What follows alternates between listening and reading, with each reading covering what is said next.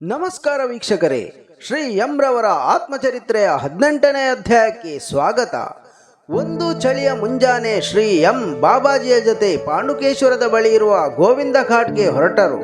ಗುರುವಿನೊಂದಿಗೆ ಈತ ಬರಿಗಾಲಿನಲ್ಲೇ ನಡೆಯುತ್ತಾ ಎಲ್ಲಿ ಆಹಾರ ಸಿಗುವುದೋ ಅಲ್ಲಿ ಸೇವಿಸುವುದು ಹಾಗೂ ಆಹಾರ ಸಿಗದಾಗ ದೀರ್ಘಕಾಲ ಉಪವಾಸವಿರುವುದು ಇವೆರಡನ್ನೂ ಕಲಿತಿದ್ದನು. ರಾತ್ರಿ ದೇವಸ್ಥಾನಗಳಲ್ಲಿ, ಹಾದಿಬದಿಯ ಧರ್ಮಶಾಲೆಗಳಲ್ಲಿ ತಂಗುತ್ತಾ 3 ದಿನಗಳಲ್ಲಿ ಇವರು ಗೋವಿಂದ ಘಾಟ್ ತಲುಪಿದರು. ಅಲ್ಲಿನ ಗುರುದ್ವಾರದಲ್ಲಿ ಅಂದು ರಾತ್ರಿ ಕಳೆದರು. ಅಲ್ಲಿ 3 ರಾತ್ರಿ ಉಳಿದುಕೊಳ್ಳಲು ಅವಕಾಶವಿದೆ. ಊಟ, ಹೊದೆಯಲು ರಗ್ಗು ಎಲ್ಲವೂ ಉಚಿತ. ಮಾರನೆಯ ದಿನ ಬೆಳಿಗ್ಗೆ ಘಂಗಾರಿಯಾದ ಕಡೆಗೆ 14 ಕಿಲೋಮೀಟರ್ಗಳ ನಡಿಗೆ ಪ್ರಾರಂಭ. ಕಡಿದಾದ ಚಾರಣದ ಹಾದಿ ಲಕ್ಷ್ಮಣಗಂಗೆಯ ದಂಡೆಯ ಜೊತೆಗೆ ಸಾಗಿತು. ಭ್ಯಾಂಡಾರ್ ಹಳ್ಳಿಯಿಂದ ಮುಂದೆ ಸಾಗುತ್ತಿದ್ದಂತೆಯೇ ವಿನೂತನ ಬಗೆಯ ಪುಷ್ಪಗಳು ಕಣ್ಣಿಗೆ ಬೀಳತೊಡಗಿದವು. ಇನ್ನೂ ಕಡಿದಾದ ಹಾದಿಯಲ್ಲಿ ನಡೆದು ಇವರು ಘಂಗಾರಿಯಾ ತಲುಪಿದರು. ಇನ್ನೂ ಮುಂದಕ್ಕೆ ನಡೆದಂತೆ ಇವರಿಗೆ ಪುಷ್ಪಾವತಿ ನದಿ ಹಾಗೂ ಅದಕ್ಕೆ ಅಡ್ಡಲಾಗಿ ಹಾಕಿದ್ದ ಕಬ್ಬಿಣದ ಸೇತುವೆ ಕಾಣಿಸಿತು. ಅಲ್ಲಿಂದ ಇನ್ನೂ 3 ಕಿಲೋಮೀಟರ್ಗಳಷ್ಟು ನಡೆದು ಸಣ್ಣದಾದ ಮರದ ಸಂಕವನ್ನು ದಾಟಿ ಇವರು ಪುಷ್ಪಕಣಿವೆಯ ಒಳಹೊಕ್ಕರು. ಅಲ್ಲಿನ ಸೌಂದರ್ಯ ಈತನನ್ನು ಅವಾಕ್ಕಾಗಿಸಿತು. ಅಂತಹದ್ದೊಂದು ಭವ್ಯ ದೃಶ್ಯ ತಾನು ನೋಡಲಿದ್ದೇನೆ ಎಂದುಕೊಂಡಿರಲಿಲ್ಲ ಈತ. ಕಣ್ಣು ಹಾಯಿಸಿದಷ್ಟು ದೂರವು ಹುಲ್ಲುಗಾವಲಿನಲ್ಲಿ ವಿಧ ವಿಧದ ಹೂವುಗಳನ್ನು ಹೊಂದಿರುವ ಹೂಗಿಡಗಳು ನೋಡುಗರ ಮನಸ್ಸಿಗೆ ಮುದ ನೀಡುವಂತಿತ್ತು. ಬಾಬಾಜಿ ಪುಷ್ಪ ಪ್ರಭೇದಗಳ ಬಗ್ಗೆ ವಿವರಿಸತೊಡಗಿದರು. ಇದು ಹಿಮಾಲಯದ ಬಾಲ್ಸಮ್. ಈ ಬಿಳಿಯ ಹೂವು ಹಿಮಾಲಯದ ಹಾಗ್ವೀಡ್. ಸುರುಳಿಯಾಗಿರುವ ಈ ಹೂವು ಸುಪ್ರಸಿದ್ಧ ಎಡೆಲ್ವೇಸ್. ಅಲ್ಲಿರುವಂಥದ್ದು ಟ್ರೇಲಿಂಗ್ ನೀಲಿ ಹೂಗಳು. ಅವು ನೀಲಿ ಗಸಗಸೆ ಗಿಡಗಳು. ಅವು ನೀಲಿ ಬೆರೇನಿಯಂ ಆಸ್ಟರ್. ಅದು ಕೋಬ್ರಾ ಲಿಲಿ. ಮತ್ತದು ಸೂರ್ಯಕಾಂತಿಯಂತಿರುವ ಇಮೆಲಾ ಎಂದು ತೋರಿಸುತ್ತಿದ್ದರು ಸಸ್ಯಶಾಸ್ತ್ರಜ್ಞನಂತೆ. ಬಾಬಾಜಿಗಿರುವಂತಹ ಈ ಕುರಿತ ಜ್ಞಾನ ಈತನನ್ನು ದಂಗಾಗಿಸಿತು.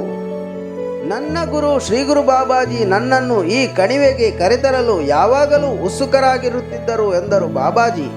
1931ರಲ್ಲಿ ಫ್ರಾಂಕ್ ಸ್ಮಿತ್ ಎಂಬ ಪರ್ವತಾರೋಹಿಯ ಕಣ್ಣಿಗೆ ಹೇಗೋ ಬಿದ್ದ ಈ ಕಣಿವೆಯನ್ನು ನೋಡಿ ದಂಗಾದ ಆತ ಆ ಜಾಗಕ್ಕೆ ವ್ಯಾಲಿ ಆಫ್ ಫ್ಲವರ್ಸ್ ಎಂದು ಹೆಸರಿಟ್ಟಿದ್ದ. ಹಾಗೂ ಆತ ಸಸ್ಯಶಾಸ್ತ್ರಜ್ಞನೂ ಆಗಿದ್ದ ಎಂದು ಹೇಳಿದ ಬಾಬಾಜಿ. ಅಲ್ಲೇ ಸಂಧಿಯಲ್ಲಿದ್ದ ಕಲ್ಲಿನ ಕೊರಕಲಿನ ಪಕ್ಕದಲ್ಲಿರುವ ಸಣ್ಣ ಗವಿಯ ಬಳಿ ಈತನನ್ನು ಕರೆದೊಯ್ದು, ನಾನು ಶ್ರೀ ಗುರು ಬಾಬಾಜಿಯು ಇಲ್ಲಿಗೆ ಬಂದರೆ ಧ್ಯಾನಕ್ಕೆ ಕೂರುವುದು ಇಲ್ಲಿಯೇ ಎಂದರು.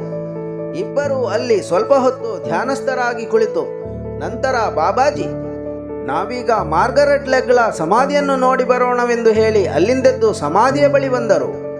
ಮಾರ್ಗರೆಟ್ ಲೆಗ್ ಎಡಿನ್ಬರ್ಗ್ನ ಬೊಟಾನಿಕಲ್ ಗಾರ್ಡನ್ನಿಂದ ಬಂದ ಓರ್ವ ಸಸ್ಯಶಾಸ್ತ್ರಜ್ಞೆಯಾಗಿದ್ದು 1939ರಲ್ಲಿ ಪುಷ್ಪಗಣಿವೆಯನ್ನು ಅನ್ವೇಷಿಸುತ್ತಿರುವಾಗ ಕಾಲು ಜಾರಿ ಬಿದ್ದು ಮರಣ ಹೊಂದಿದಳೆಂದು ಬಾಬಾಜಿ ವಿವರಿಸಿದರು. ಕತ್ತಲಾಗುವುದರೊಳಗೆ ನಡೆದು ಘಂಗಾರಿಯಾ ತಲುಪಿದ ಇವರು ಅಂದು ರಾತ್ರಿ ಬಾಬಾಜಿಗೆ ಪರಿಚಯವಿದ್ದ ರಾಜಸ್ಥಾನದ ಓರ್ವ ಸಾಧುವಿನ ಕಲ್ಲು ಗುಡಿಸಲಿನಲ್ಲಿ ತಂಗಿದರು. ಮಾರನೆಯ ದಿನ ಇವರು ಅಲ್ಲಿಂದ ಸಿಖ್ಖರ ಪವಿತ್ರ ಕ್ಷೇತ್ರವಾದ ಹೇಮಕುಂಡ್ ಸಾಹೇಬ್ನ ಕಡೆಗೆ ನಡೆಯಲಾರಂಭಿಸಿದರು. ದಾರಿಯಲ್ಲಿ ಸಿಖ್ಖರ ಅನೇಕ ಗುಂಪುಗಳು ಜೋರಾಗಿ ವಾಹೆಗುರು ಎಂದು ಗಟ್ಟಿಯಾಗಿ ಉಚ್ಚರಿಸುತ್ತಾ ನಡೆಯುತ್ತಿದ್ದರು. ಕತ್ತಲಾಗುವುದಕ್ಕಿಂತ ಸ್ವಲ್ಪ ಮುಂಚೆ ಸಮುದ್ರ ಮಟ್ಟಕ್ಕಿಂತ 15,000 ಅಡಿ ಎತ್ತರವಿರುವ ಹೇಮಕುಂಡ್ ಸಾಹೇಬ್ ತಲುಪಿದ್ದರು.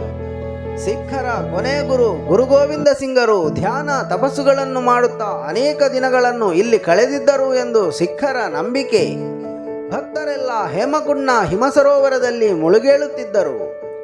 ಬಾಬಾಜಿ ಹಾಗೂ ಈತ ಪಕ್ಕದ ಗುರುದ್ವಾರಕ್ಕೆ ಹೋಗಿ ಅಲ್ಲಿ ಖಡಾ ಪ್ರಸಾದ, ಖಿಚಡಿ, ಚಪಾತಿ ಹಾಗೂ ಪಾಯಸ ತಿಂದು ಅಲ್ಲಿ ಕೊಟ್ಟ ಕಂಬಳಿ ಹೊದ್ದು ಮಲಗಿ ನಿದ್ದೆ ಹೋದರು. ಮರುದಿನ ಬೆಳಿಗ್ಗೆ ಬೇಗನೆದ್ದು ಅಲ್ಲಿಂದ ಲಕ್ಷ್ಮಣ ದೇವಾಲಯಕ್ಕೆ ಇವರ ಪಯಣ ಮುಂದುವರೆಯಿತು. ದೇಗುಲವೆಂದರೆ ಒಂದು ಕಲ್ಲಿನ ಮುರುಕಲು ಕಟ್ಟಡವದು. ಅಲ್ಲಿ ಯಾರೂ ಬರುತ್ತಿರಲಿಲ್ಲ. ಯಾವುದೇ ಪೂಜೆಯೂ ನಡೆಯುತ್ತಿರಲಿಲ್ಲ. ಗರ್ಭಗುಡಿಯ ಗೋಡೆಗೆ ತಾಗಿಕೊಂಡಿತ್ತು ಲಕ್ಷ್ಮಣನ ವಿಗ್ರಹ. ಇಲ್ಲಿ ಒಂದಿಡೀ ರಾತ್ರಿ ನಾನು ನನ್ನ ಗುರುಗಳಾದ ಶ್ರೀ ಗುರು ಬಾಬಾಜಿಯು ಕುಳಿತಿದ್ದೆವು ಅಂದರು ಬಾಬಾಜಿ.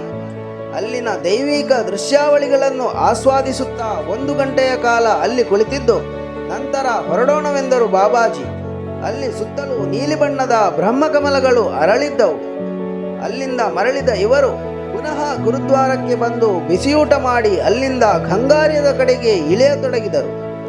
ಸಾಯಂಕಾಲದ ವೇಳೆಗೆ ಗಂಗಾರ್ಯ ತಲುಪಿ ಜುನಾ ಅಖಾಡಕ್ಕೆ ಸೇರಿದ ಅದೇ ಸಾಧುವಿನ ಗುಡಿಸಲಿನಲ್ಲಿ ರಾತ್ರಿ ಕಳೆದರು.